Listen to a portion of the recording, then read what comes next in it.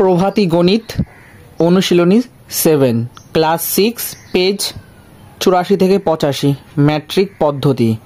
এই ম্যাট্রিক পদ্ধতি চ্যাপ্টারের যে আই দাগ এর যে সমস্ত সমস্যাগুলো ছিল সেই সমস্ত সমস্যাগুলোর আজকের এই ক্লাসে আমরা ধাপে ধাপে সমাধানগুলো দেখে নেব।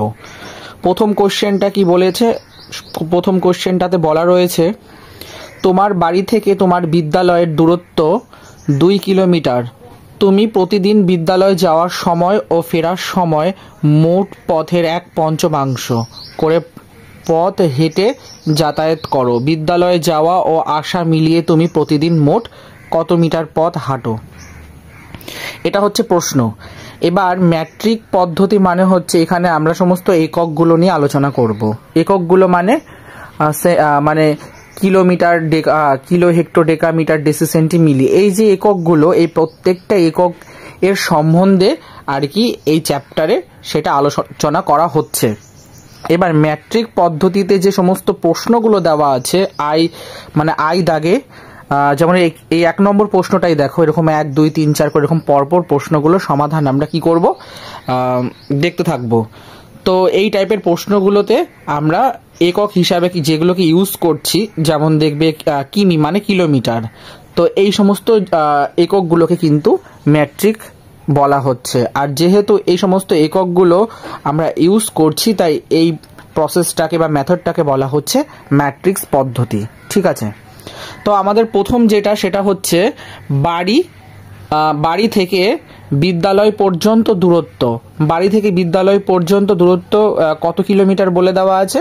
2 কিলোমিটার। ঠিক আছে, এবার এই 2 কিলোমিটারটাকে আমরা কি করব, মিটারে কনভার্ট করব। তো 2 কিলোমিটারটাকে যদি মিটারে নিয়ে যাও তখন দেখবে এটা 2000 মিটার হচ্ছে। এবার আমি মোট পথের 1/5 হেঁটে যাই। 1/5 মানে হচ্ছে 1/5। ঠিক আছে, এবার মোট যেহেতু বলছে মোট পথের মানে হচ্ছে 2000 মিটারের 1/5, তাই এটা 1/5 দিয়ে কি হলো, গুণ হলো। ঠিক আছে, 1/5 দিয়ে এটা গুণ হলো। আর যখন 1/5 দিয়ে 2000টাকে তোমরা মানে 5 দিয়ে যখন 2000টাকে তোমরা কাটাকাটি করবে তখন দেখবে এটা 400 মিটার হচ্ছে। ঠিক আছে, তাহলে আমার দৈনিক যাতায়াত মানে হচ্ছে আমার যাওয়া আর আসা। তার মানে কি, আমি 2 বার যাচ্ছি 2 বার আসছি, তো এই জিনিসটাকে মানে দৈনিক যাতায়াতের যাওয়া আসা মিলিয়ে টোটাল 2 বার হচ্ছে, তাই 2 দিয়ে কি করছি, 400টাকে গুণ করছি। গুণ করলে কত হচ্ছে, 800 মিটার। এই 800 মিটারই হচ্ছে আমার মোট মানে আমি প্রতিদিন মোট কত মিটার পথ কত হাঁটি, সেটা হচ্ছে এই 800 মিটার পথ। আশা করি বন্ধুরা বুঝতে পেরেছ। এরপরও কারো কোনো প্রশ্ন থাকলে তোমরা নির্দ্বিধায় কিন্তু আমাকে সেটা জিজ্ঞাসা করতে পারো কমেন্টের মাধ্যমে। ঠিক আছে, তো 2 নম্বর কোশ্চেনটা যেটা বলা আছে সেটা হচ্ছে একটি সাইকেল 1 মিনিটে 120 মিটার পথ পাড়ি দেয়, তাহলে সাইকেলের গতিবেগ কিলোমিটার প্রতি ঘন্টা এককে নির্ণয় করো। তো আমরা কি জানি 1 মিনিটে 120 মিটার চলে, তাহলে 60 মিনিটে কত হবে, 120 মিটার ইন্টু 60, এটাকে গুণ করো, দেখবে মানে 7200 বলতে পারো, এটা শুনতে বিচ্ছিরি লাগে, তাই 7200 মিটারটাই বলাটা বেশি বেটার। এবার সুতরাং তাহলে 7200 মিটার পার ঘন্টা হচ্ছে। এবার এই 7200 মিটার পার ঘন্টাটাকে আমরা কি করছি, যখন আমরা এটা 7200কে 100 দিয়ে ভাগ করে দিচ্ছি তখন এটা কত পাচ্ছি, 7.2 কিলোমিটার। কারণ আমাদেরকে এখানে যেহেতু আনসারটা চেয়েছে যে কিলোমিটার প্রতি ঘন্টা এককে বার করার জন্য, কিন্তু আমাদের ডেটা কত দেওয়া আছে, মিটারটাকে আমরা কি করলাম, কিলোমিটারে কনভার্ট করলাম।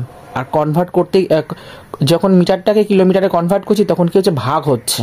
এবার 7200কে যখন আমরা 1000 দিয়ে ভাগ করছি তখন তার আনসার পাচ্ছি 7.2 কিলোমিটার। তাহলে সাইকেলের গতিবেগ হবে 7.2 কিলোমিটার প্রতি ঘন্টা। আশা করি বন্ধুরা বুঝতে পেরেছ। এবার দেখে নেব 3 নম্বর প্রশ্নটির সমাধান। একটি ব্যাঙ একবার লাফিয়ে 25 সেন্টিমিটার পথ যায়, তাহলে 10 মিটার পথ অতিক্রম করতে ব্যাঙটির কতবার লাফাতে হবে? এটা হলো প্রশ্ন। এবার আমাদের কাজ হচ্ছে প্রথমে আমরা কি করব, 10 মিটারটাকে সেন্টিমিটারে কনভার্ট করে নেব। কেন কি আমাদের যেহেতু 25 সেন্টিমিটারে বলে দেওয়া আছে, এই সমস্ত অঙ্কগুলোর ক্ষেত্রে বন্ধুরা কি হয়, একটা জিনিস লক্ষ্য করে দেখবে, মানে মানে যেটা আমি বলতে চাচ্ছি, দেখবে ডিফারেন্স একক মানে ম্যাট্রিক এখানে কি হচ্ছে, ইউজ হচ্ছে। এবার 25 সেন্টিমিটার আর 10 মিটার সেম মানে একক বা সেম ইউনিট না হলে কিন্তু আমরা কিন্তু প্রবলেমগুলোকে সলভ করতে পারবো না। সেই জন্য আমাদের কাজ হচ্ছে সেম ইউনিটে কনভার্ট করে নিয়ে তারপরে প্রবলেমগুলোকে সলভ করা। তো এখানে কত বলে দেওয়া আছে, এখানে 10 মিটার বলে দেওয়া আছে। এটাকে কি করছি, মিটারটাকে সেন্টিমিটারে কনভার্ট করলে এটা 1000 সেন্টিমিটার হয়ে যাচ্ছে, ঠিক। এবার প্রতি লাফে 25 সেন্টিমিটার চলে, তাহলে 1000 সেমি পথ অতিক্রম করতে কত লাগবে, কম লাগবে। এবার কি হচ্ছে, 1000 সেন্টিমিটার বাই 25 সেন্টিমিটার, দেখো সেন্টিমিটার হচ্ছে, তার মানে কত হচ্ছে 40 বার। তার মানে ব্যাংকে 10 মিটার পথ অতিক্রম করতে 40 বার লাফাতে হবে। এবার তোমাদের আরেকটা জিনিস বুঝিয়ে দিই, ঐকিক নিয়মের একটা মানে রুল আছে, দেখবে যদি 1000 সেন্টিমিটার পথ যদি অতিক্রম করতে যদি বা 1000 সেন্টিমিটার পথ অতিক্রম করতে ও কত 25 সেন্টিমিটার নেয় বা চলে, তাহলে 1 সেন্টিমিটারে কত, অত সেন্টিমিটারে কত। এবার যখন কম চাইবে না, 1 চাইবে না, তখন ডেফিনেটলি ওটা অলওয়েজ কি হয়ে যাবে, ভাগ হয়ে যাবে, ঠিক আছে। কম চাইলে ভাগ আর বেশি চাইলে অলওয়েজ গুণ হবে, মানে মাল্টিপ্লাই, এটা মনে রাখবে, ঠিক আছে বন্ধুরা। দেখে নেব 4 নম্বর প্রশ্নটির সমাধান।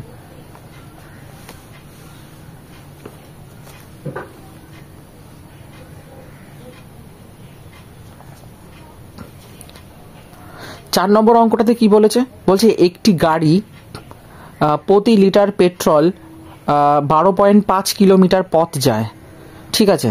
তাহলে 1 লিটার পেট্রোলের দাম যদি 105.25 টাকা হয়, তাহলে 90 কিলোমিটার পথ যেতে গাড়িটির পেট্রোল বাবদ কত টাকা খরচ হবে।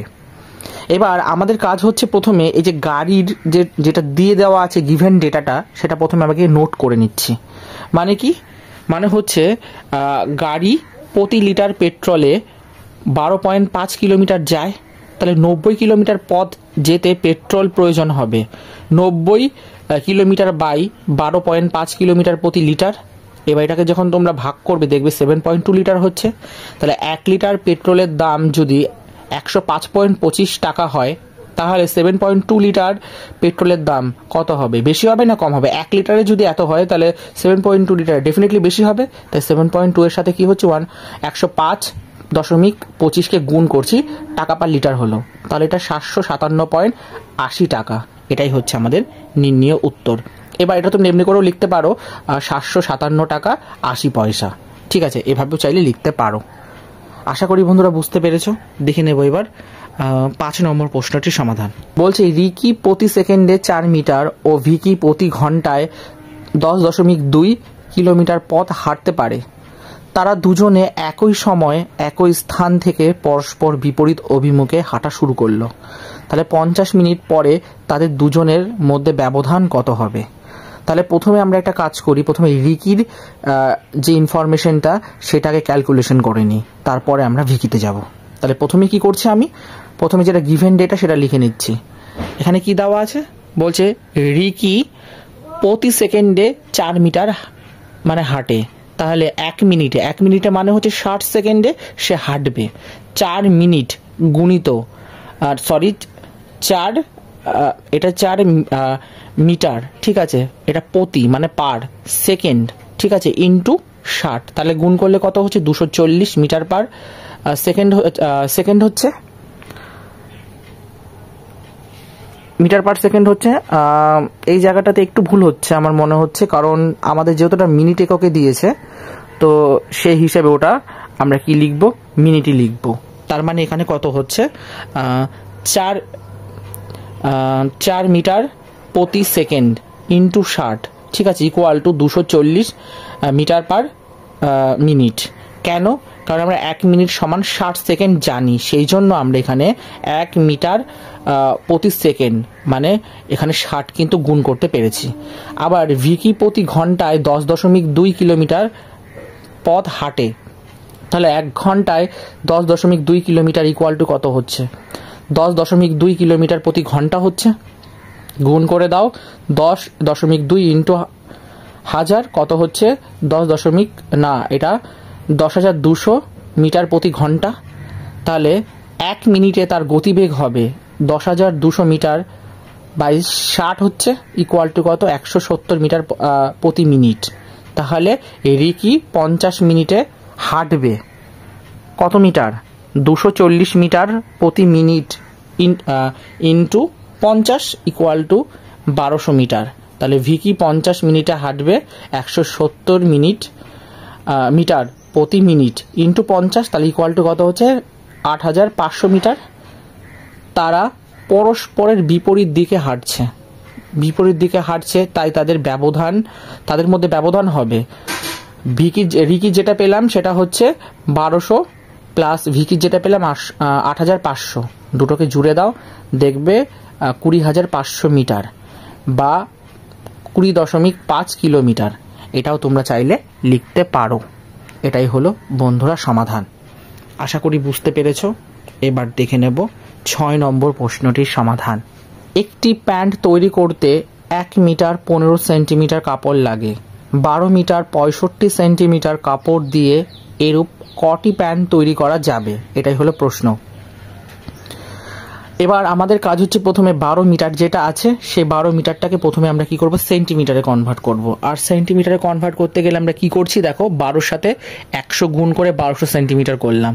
ঠিক এবার বলেছে 12 মিটার 65 সেন্টিমিটার, তার মানে 12 সাথে 65 প্লাস হচ্ছে, তার মানে 1265 সেন্টিমিটার।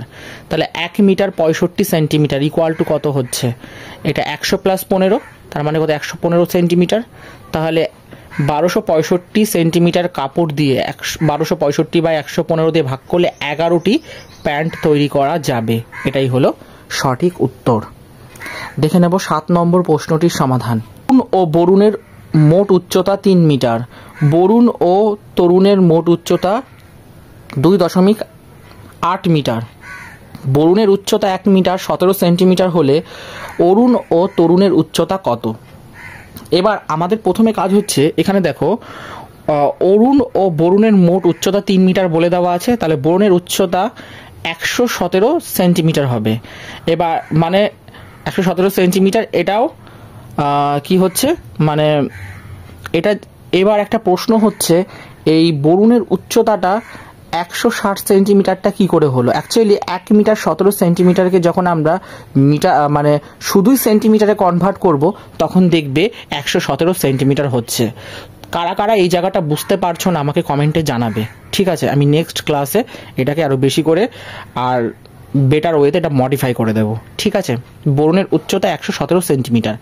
এবার অরুণের উচ্চতা হচ্ছে 3 মিটার থেকে যখন আমরা 117 সেন্টিমিটারটা বাদ দিচ্ছি তখন আমরা পেয়ে যাব। এখন প্রশ্ন হচ্ছে মিটার থেকে সেন্টিমিটার বাদ দেওয়া যায় না, সেই জন্য 3 মিটারটাকে প্রথমে সেন্টিমিটারে কনভার্ট করলাম, তাই 300 সেন্টিমিটার হলো। এবার 300 সেন্টিমিটার থেকে যখন 117 সেন্টিমিটারটা বাদ দিচ্ছি তখন পাচ্ছি 183 সেন্টিমিটার। এবার 183 সেন্টিমিটারটাকে যখন মিটারে কনভার্ট করছি এটা হচ্ছে 1.83 মিটার, ঠিক আছে? তাহলে আমরা অরুণের উচ্চতা পেয়ে গেলাম। এবার বরুণ ও তরুণের মোট উচ্চতা 2.8 মিটার বলে দেওয়া আছে, তার মানে বরুণের উচ্চতা 117 সেন্টিমিটার, দুজনের ক্ষেত্রে সেম ওই কমন, যেহেতু এখানে ফিক্সড ডেটা রয়েছে যে বরুণের উচ্চতা 1 মিটার 17 সেন্টিমিটার, এটাকে কি করেছি আমরা একেবারে সেন্টিমিটারে কনভার্ট করে নিয়েছি।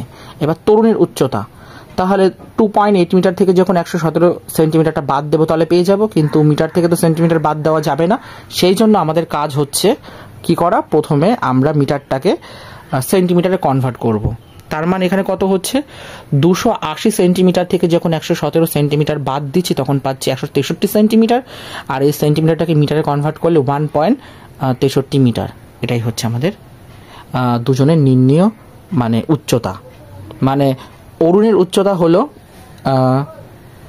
1.83 মিটার আর তরুণের উচ্চতা হচ্ছে 1.63 মিটার।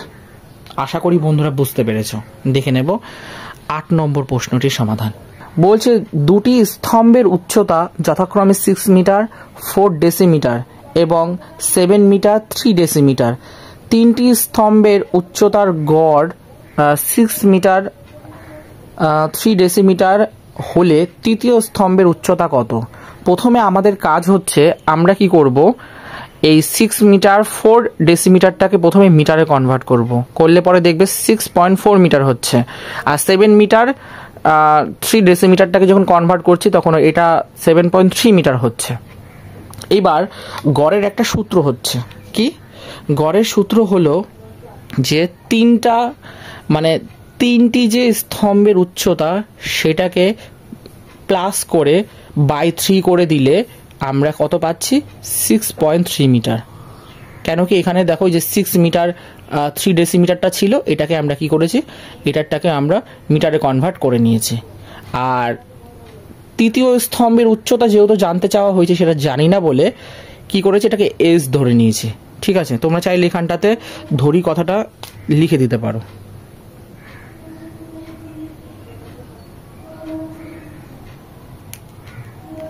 আশা করি বুঝতে পেরেছ।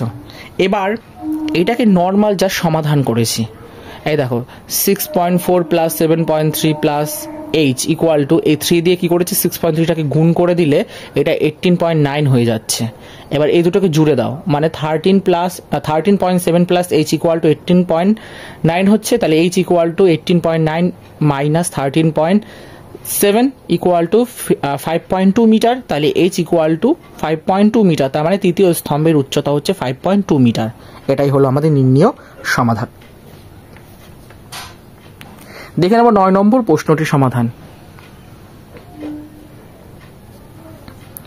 9 নম্বরে কি বলেছে, একটি আয়তকার মাঠের দৈর্ঘ্য 15 মিটার 8 ডেসিমিটার 3 সেন্টিমিটার। ওরে বাবা, এত লম্বা একটা মানে কি বলবো ম্যাট্রিক্স ইউনিট দেওয়া রয়েছে, এবং প্রস্থ 10 মিটার 6 সেমি। ঠিক আছে, এটা একটা মোটামুটি ঠিক আছে।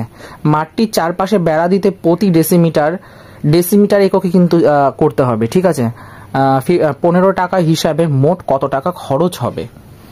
তাহলে প্রথমে আমাদের কাজ হচ্ছে দৈর্ঘ্য যেটা দেওয়া আছে সেটাকে দেখো, প্রথমে আমরা একটা ঠিকঠাক সাইজ করব। সাইজ করার অর্থ হচ্ছে এইগুলো দেখবে কোনোটা মিটার আছে, ডেসিমিটার আছে, কোনোটা বা সেন্টিমিটার আছে, এগুলোকে একই ইউনিটে আমরা কনভার্ট করব। অর্থাৎ এখানে যেহেতু স্পষ্ট ডেসিমিটার বলে দেওয়া আছে, তাই এই ডেসিমিটার এককে আমরা কি করব, প্রত্যেকটাকে ইউনিটকে কনভার্ট করব। তাহলে 15 metre equal to 15 into 10 equal to কত হচ্ছে 150, মানে 150 ডেসিমিটার। আর 8 ডেসিমিটার যেমন ছিল তেমন থাক, 3 সেন্টিমিটার আছে, এটাকে 3 দিয়ে যখন 10কে ভাগ করব তখন 0.3 ডেসিমিটার। তাহলে মোট দৈর্ঘ্য কত হচ্ছে 150 plus 8 plus 0.3 equal to 158.3 decimetre. এটা দৈর্ঘ্য হয়ে গেল। প্রস্থ সেম ওই একইভাবে বার করলাম, করার পর কত পাচ্ছি, এর মোট প্রস্থ 100.6 ডেসিমিটার। এবার পরিসীমার ফর্মুলা কি, যেহেতু বলেছে না যে চারপাশে বেড়া দিতে, মানে পরিসীমাটা জানতে চাওয়া হয়েছে। তাহলে পরিসীমার ফর্মুলা 2 গুণিত দৈর্ঘ্য যোগ প্রস্থ প্লাস ডেসিমিটার। এবার 2 যেমন আছে তেমন রেখে দিলাম। দৈর্ঘ্যের ভ্যালু আমরা জানি 158.3 যোগ প্রস্থটাও জানি 100.6। এবার আর ডেসিমিটার যেমন তেমন রাখলাম। এবার 2 গুণিত এই দুটোকে যোগ করে দেখবে 258.9 হচ্ছে। এবার গুণ করে দাও, দেবে 517.8 ডেসিমিটার। ঠিক এইটুকুনি আশা করি সকলের কাছে পরিষ্কার। এরপরে দেখো বলছে মোট খরচ কত, এখানে বলে দিয়েছিল কোশ্চেনে 15 টাকা, তাই এই 517.8 সাথে 15 গুণ করলে হচ্ছে 7,767 টাকা প্রায়। এটাই হচ্ছে আমাদের মোট খরচ। আশা করি বুঝতে পেরেছো বন্ধুরা। দেখে নেব 10 নম্বর প্রশ্নটির সমাধান। 8 ডেকালিটার 2 ডেসিলিটার দুধের মূল্য 3,208 টাকা হলে 1 লিটার দুধের মূল্য কত? ডেফিনেটলি এটা উইকিং নিয়মে করলেই বেশি বেটার হবে, তাই করেছি। দেখো 8 decalitre equal to 8 into 10 equal two 80 litre হয়ে গেল। ডেকালিটারটাকে লিটারে কনভার্ট করে নিলাম, যেহেতু এখানে লিটারে চেয়েছে। ঠিক আছে, 1 লিটার যেটা চাইবে সেই এককেই বার করতে হবে। তাহলে 2 ডেসিলিটার ইকুয়াল টু 2/10, তার মানে 0.2 লিটার। তাহলে মোট দুধ কত, 80-র সাথে যদি 0.2 প্লাস করে দাও দেখবে 80.2 লিটার হচ্ছে। তাহলে 80.2 লিটার দুধের মূল্য যদি 3,208 টাকা হয়, তাহলে 1 লিটার দুধের মূল্য বেশি হবে না কম হবে? ডেফিনেটলি কম হবে। তাহলে এটা 3,208 বাই 80.2 লিটার দিয়ে ভাগ করে দিলাম, তার মানে এটা কত টাকায় বেরোলো। এবার যখন এটা ভাগ করবে দেখবে 39.98 টাকা। এটা প্রায় চিহ্ন, ঠিক আছে, অ্যাপ্রক্সিমেট। তাহলে প্রতি লিটার দুধের মূল্য প্রায় 39.98 টাকা কিংবা 40 টাকা প্রায় লিখতে পারো। এটাই হলো নির্ণীয় উত্তর। এবার দেখে নেব 11 নম্বর প্রশ্নটির সমাধান। 11 নম্বরে কি বলেছে, খিচুড়ি তৈরি করার জন্য তোমার মা 750 গ্রাম চালের সাথে 5 হেক্টোগ্রাম 4 ডেকাগ্রাম ডাল মেশালেন, মোট মিশ্রণের ভর কত? তাহলে চাল আমাদের গিভেন বলে দেওয়া আছে 750 গ্রাম, তাই এটাকে জি লিখলাম, গ্রামটাকে যেভাবে এইভাবে জি ইউনিটে লেখা যায়। এবার ডাল বার করছি 5 হেক্টোগ্রাম 4 ডেকাগ্রাম, তাহলে আমাদের সেম গ্রামে বার করতে হবে। হেক্টোগ্রামটাকে গ্রামে বার করতে গেলে 5 গুণিত 100 করছি, প্লাস ডেকাগ্রামটাকে গ্রামে বার করতে গেলে 4 গুণিত 10 করছি, টোটাল 540 গ্রাম। তাহলে ডালের মোট ওজন হচ্ছে 540 গ্রাম। এবার মোট মিশ্রণের ভর কত? 750 গ্রাম চাল প্লাস 540 গ্রাম ডাল ইকুয়াল টু কত হচ্ছে? 1290 গ্রাম। মোট মিশ্রণের ভর হচ্ছে 1290 গ্রাম। এটাই হচ্ছে উত্তর। এবার বন্ধুরা দেখে নেব আজকে লাস্ট কোশ্চেন, 12 নম্বর দাগের সমাধান। 1 কুইন্টাল চিনি দিয়ে 5 কিগ্রা এর কতগুলি প্যাকেট বানানো যাবে? প্রথমে আমরা একটা জিনিস খুব ভালো মতন জানি, সেটা কি? সেটা হচ্ছে 1 কুইন্টাল ইকুয়াল টু 100 কেজি, ঠিক আছে? তাই আমরা কি করলাম, সেটা লিখে নিলাম। তাহলে 5 কেজি প্যাকেট বানাতে কত লাগবে?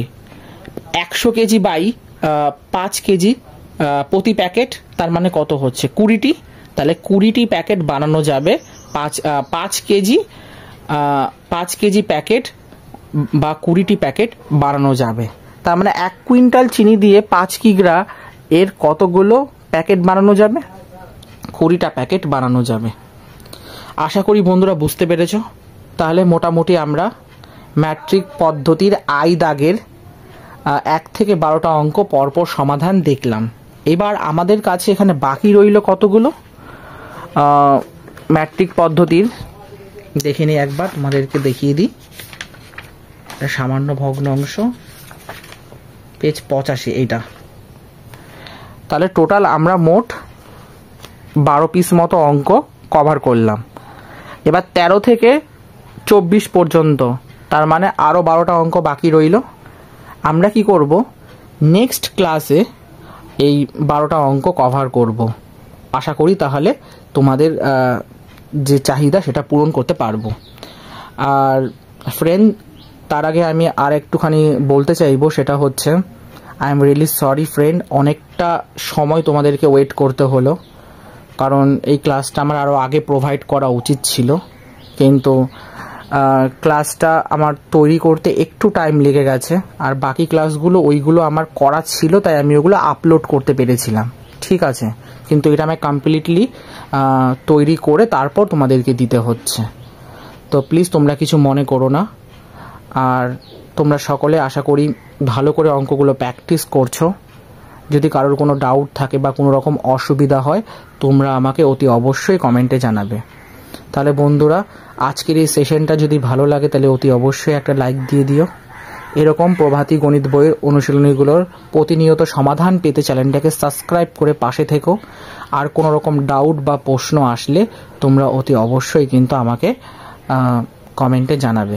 তোমরা সকলে ভালো থেকো, সুস্থ থেকো এবং নিয়মিত অঙ্কগুলোকে প্র্যাকটিস করো। একটা কথা জানবে, অঙ্কে তোমরা যতই ভালো কেন হও, মানে ভালো যতই হও না কেন, কিন্তু ম্যাথ এমন একটা জিনিস, রেগুলার প্র্যাকটিস না করলে কিন্তু পরীক্ষায় কিন্তু সব থেকে বেস্ট যে পারফরমেন্স সেটা কিন্তু তোমরা দেখাতে পারবে না। আর বেস্টটা না দিলে কিন্তু ভালো মার্কস স্টোর বা ক্যারি করতে পারবে না।